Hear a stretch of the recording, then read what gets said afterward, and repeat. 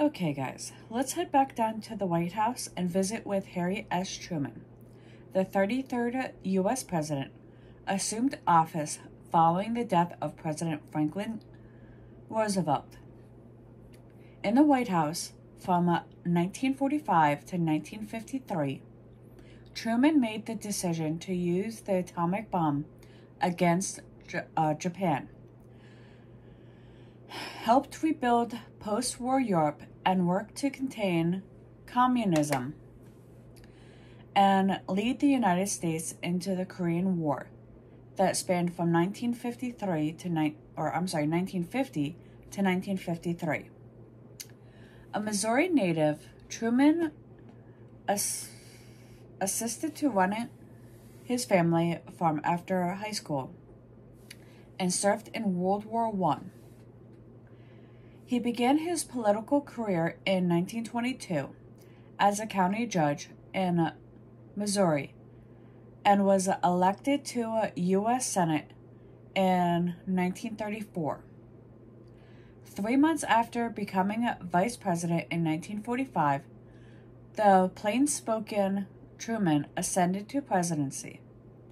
In 1948, he was re-elected in an upset over Republican Thomas Dewey, whose life spanned from 1902 to 1971.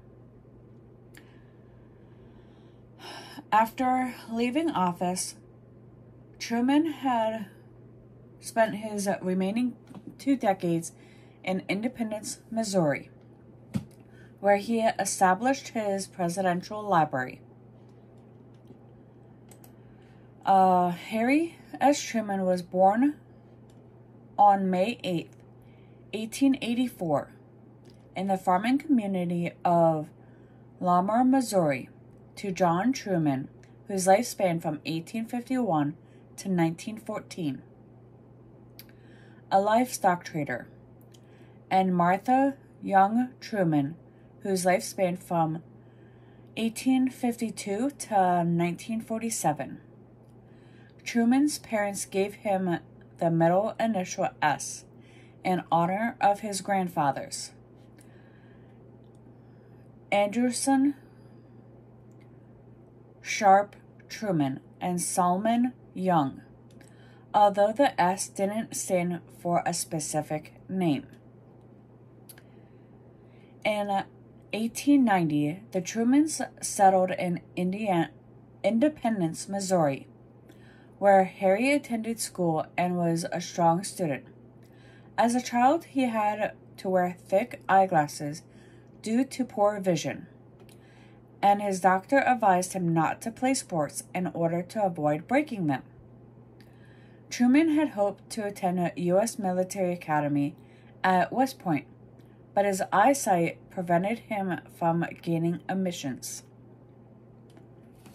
It's kind of ironic that West Point, I get it.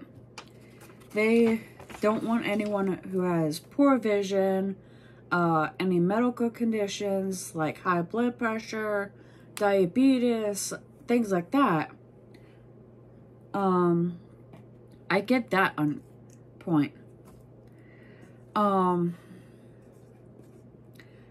So that's kind of why they don't allow people who have like glasses,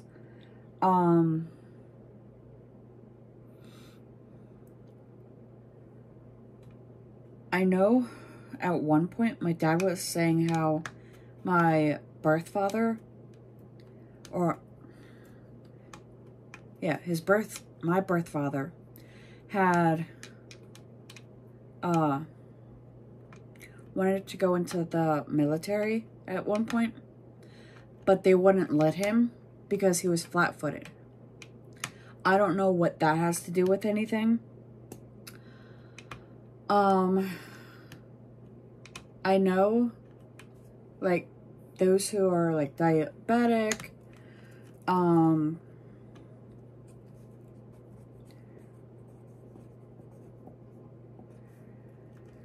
have high blood pressure and things like that, they won't take you because they don't want You could be in the middle of an active war zone, and let's say they accepted you and you have diabetes and your sugar drops. Well, you're become no use if your sugar drops. Anyway, little off track.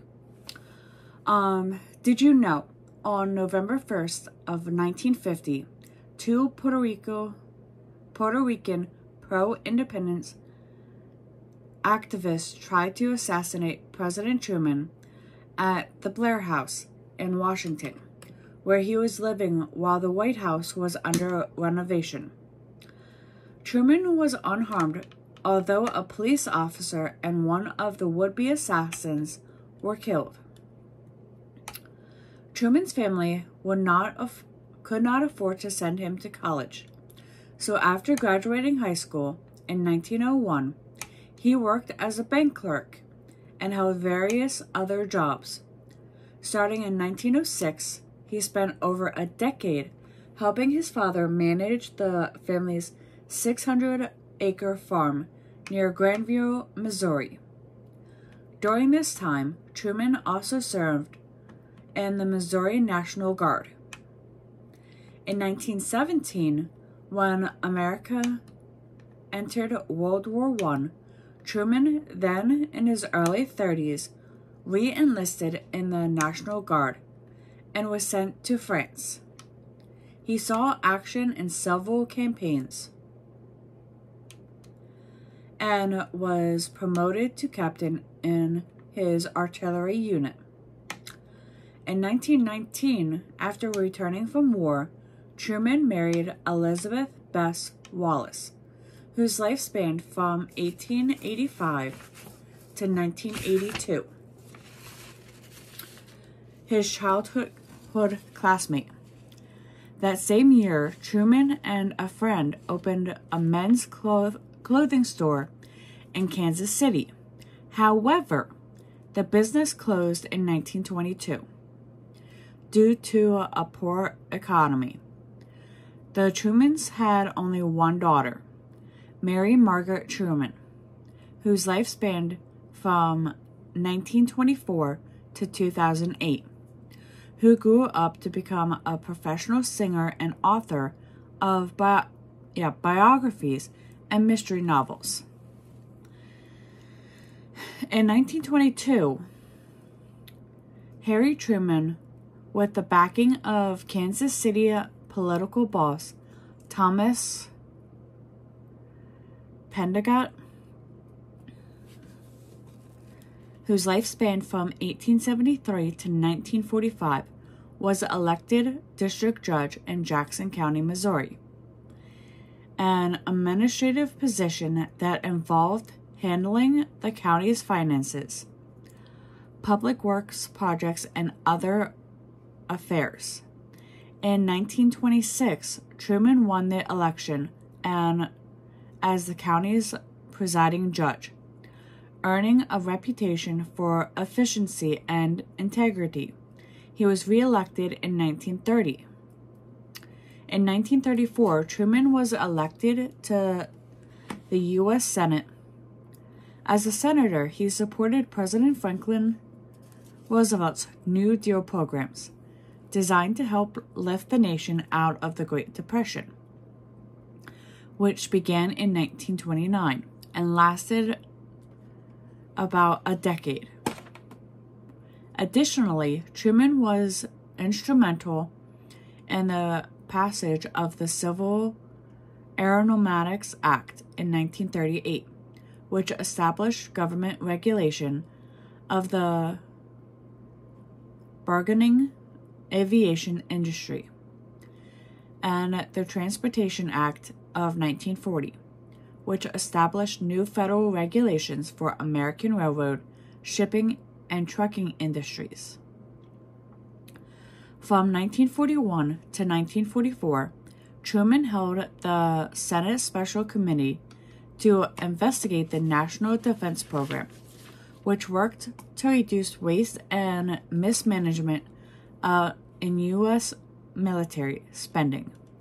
Commonly known as the Truman Committee, it saved American taxpayers millions of dollars and propelled Truman into the national spotlight. In 1944, as Roosevelt sought an unprecedented fourth term as president, Truman was selected as his running mate, replacing Vice President Henry Wallace, whose life spanned from 1888 to 1965. A divisive figure in the Democratic Party, Truman, a moderate Democrat, was jokingly referred to as the Second Missouri Compromise. In the general election, Roosevelt easily defeated Republican Thomas Dewey, the governor of New York, and was sworn into office on January 20th, 1945. Less than 3 months later, on April 12th, 1945, the president died suddenly of cerebral hemorrhage at the age of 63. Several hours after learning of Roosevelt's death, a stunned Truman was given the oath of office in the White House by Chief Justice Harlan Stone, whose life spanned from 1872 to 1946. The new president later told reporters, "I don't know if you fellas ever had a load of hay fall on you, but when they told me what happened yesterday, I felt like the moon, the stars, and all the planets had fallen on me." Upon assuming the presidency, Harry Truman, who had met privately with Roosevelt only a few times before his death, had ever been informed by the president about the construction of the atomic bombs, faced a series of monumental challenges and decisions. During Truman's initial months in office, the war in Europe ended when the Allies accepted Nazi Germany's surrender on May 8th. The United Nations Charter was signed, and the president participated in the Potsdam Conference to discuss post-war treatment of Germany with Great Britain's Winston Churchill and Soviet Union's Joseph Stalin. In an effort to end the war in the Pacific and prevent a massive U.S. casualties that could result from an invasion of Japan, Truman approved the dropping of atomic bombs on the Japanese cities Hiroshima on August 6th and Nagasaki on August 9th. Japan's surrender was announced on August 14th, 1945. However, Truman's use of the atomic bombs continues to be one of the most controversial decisions of any American president. In the aftermath of the war, the Truman administration had contend with deteriorating U.S.-Soviet relations and the start of the Cold War that lasted from 1946 to 1991. The president adopted a policy of containment towards Soviet expansion and the spread of communism. In 1947, he introduced the Truman Doctrine to provide aid to Greece and Turkey in an effort to protect them from communist aggression. That same year, Truman also instituted the Marshall Plan, which gave billions of dollars in aid to help stimulate economic recovery and European nations.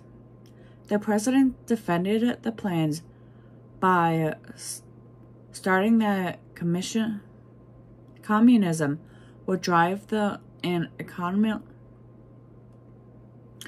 economically depressed region. In 1948, Truman initiated an airlift of food and other supplies to Western-held sectors of Berlin, Germany, that were blockaded by the Soviets. He also recognized the new state of Israel. On the home front, Truman was faced with the challenge of transitioning America to a peacetime economy.